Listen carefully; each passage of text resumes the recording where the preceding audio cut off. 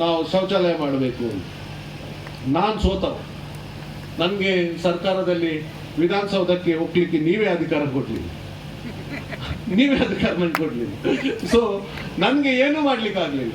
ಆದರೆ ನನ್ನ ಉದ್ದಿಮೆಯಲ್ಲಿ ನಾನು ಹೇಳಿದೆ, ನಾನು ಸ್ವಂತ ಖರ್ಚಲ್ಲಿ ಮಾಡ್ತೇನೆ, ಅದನ್ನು ನೀವು ಮಾಡಿ ಅಂತ.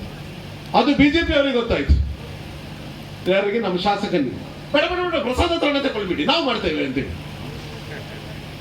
ಪಾಪ ಅವ ನಮ್ಮ ಯೂತ್ ಕಾಂಗ್ರೆಸ್ ಅಧ್ಯಕ್ಷ ಅಲ್ಲಿದ್ದು, ಅಲ್ಲಿ ಯೂತ್ ಕಾಂಗ್ರೆಸ್ ಅಧ್ಯಕ್ಷ, ಅಣ್ಣ 3 ತಿಂಗಳಾಯ್ತು ಶ್ರೀನಿವಾಸ್ ಪೂಜಾರ್ ಇದು ಕಣ್ಣಿಗೆ ಇದಕ್ಕೆ ಖಾಲಿ ಒಂದು ಹೊಯ್ಗೆ ತಂದು ಹಾಕಿದ್ದಾರೆ, ಇನ್ನೂ ಕೂಡ ಕೆಲಸ ಸ್ಟಾರ್ಟ್ ಆಗಿಲ್ಲ.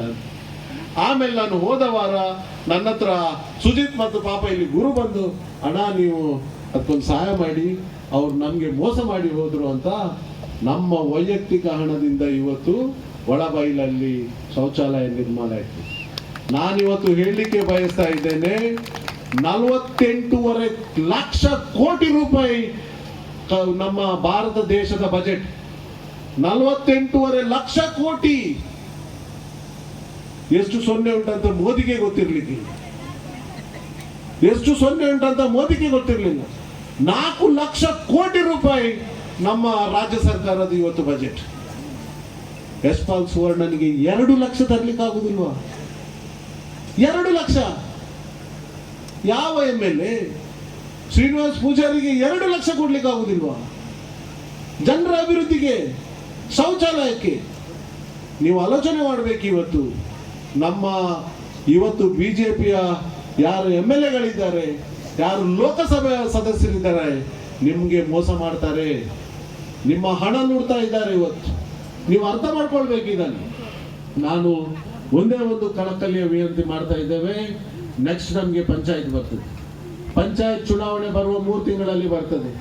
ಇವತ್ತು ನೀವು ನನಗೆ ಆಶ್ವಾಸನೆ ಕೊಡಬೇಕು, ಎಲ್ಲರೂ ಕಾಂಗ್ರೆಸ್ ಪಕ್ಷದ ಅಭ್ಯರ್ಥಿಯನ್ನ ನೀವು ಇವತ್ತು ಗೆಲ್ಲಿಸ್ತೇವೆ ಅಂತ. ನಾವು ನಿಮ್ಮ ಮನೆ ಬಾಗಿಲಿಗೆ ನಮ್ಮ ಅನುದಾನವನ್ನು ಕೊಟ್ಟಿದ್ದೇವೆ, ನಿಮ್ಮ ಮಕ್ಕಳನ್ನೇ ನಾವು ಒಳ್ಳೇದು ಮಾಡಿದ್ದೇವೆ, ನಿಮ್ಗೆ ನಾವು ಮನೆ ಕಟ್ಟಿ ಕೊಟ್ಟಿದ್ದೇವೆ, ನಿಮ್ಗೆ ನಾವು ಜಾಗವನ್ನು ಕೊಟ್ಟಿದ್ದೇವೆ, ನಿಮ್ಗೆ ಬ್ಯಾಂಕಲ್ಲಿ ಸಬ್ಸಿಡಿಯಲ್ಲಿ ಲೋನನ್ನು ನಾವು ಕೊಟ್ಟಿದ್ದೇವೆ. ನೀವು ಇದಕ್ಕೋಸ್ಕರ ಕಾಂಗ್ರೆಸ್ ಪಕ್ಷವನ್ನು ನೀವು ಬೆಂಬಲಿಸಬೇಕು. ನಾನು ವೈಯಕ್ತಿಕವಾಗಿ ಜವಾಬ್ದಾರಿ ತಗೊಳ್ತೇನೆ. ನಮ್ಮ ಎಲ್ಲಾ ಪಂಚಾಯತ್ ಗ್ಯಾರಂಟಿಯನ್ನ ಕ್ಯಾಂಡಿಡೇಟ್ಸ್ ಅನ್ನ ಅಭ್ಯರ್ಥಿಗಳನ್ನ ನೀವು ಗೆಲ್ಲಿಸಿ, ನಾವು ಒಂದು 6 ತಿಂಗಳ ಒಳಗೆ ಇಡೀ ನಿಮ್ಮ ಗ್ರಾಮೀಣ ಪ್ರದೇಶವನ್ನ ರಾಮರಾಜ್ಯವಾಗಿ ನಾವು ಮಾಡ್ತೇವೆ ಅಂತ ನಾನು ನಿಮ್ಗೆ ಗ್ಯಾರಂಟಿ, ನಾನು ನಿಮ್ಗೆ ಕೊಡ್ತೇವೆ. ನೀವು ನಮ್ಗೆ ಇವತ್ತು ಕೊಡ್ಬೇಕು ಆಶ್ವಾಸನೆ, ನಾವು ರಾಜ್ಯವನ್ನಾಗಿ ಮಾಡ್ತೇವೆ ನಿಮ್ಮ ಗ್ರಾಮೀಣ ಪ್ರದೇಶವನ್ನು. ಇಂತಹ ಒಂದು ಕಮಿಟ್ಮೆಂಟ್